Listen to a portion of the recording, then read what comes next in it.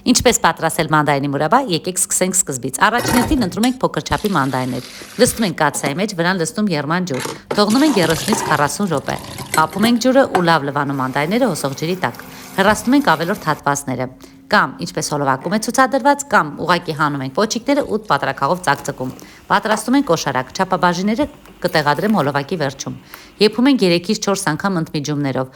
Առաջին անգամ եփելուց եփում ենք 5-6 րոպե։ Թողնում ենք մի լավ հովանա, հետո նույն եղանակով շարունակում եփելը ընդմիջումներով, մինչև պատրաստ կլինի։ Ինչպես հասկանալ, որ մուրաբան պատրաստ է։ Մուրաբայի օշարակը բավականին խտանում է, թանձրանում է,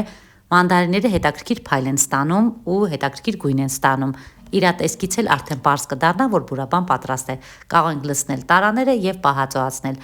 Առաջին անգամ պատրաստելուց ինձ էլ է շատ հետաքրքիր, արդյոք կեղևը դառնություն կտա։ Հավատացնում եմ, դառնություն չտվեց, ընդհակառակը յուրահատուկ համ հաղորդեց մուրաբային։ Կարող եք նաև պատրաստել առանց կեղևի, բայց ինքս շատ սիրեցի հենց կեղևով տարբերակը։ Փորձեք ինքներդ, կիսվեք նաև ձեր կարծիքներով ու ձեր պատրաստման եղանակով։ Իսկ ես սպասում եմ ձեր մեկնաբանություններին։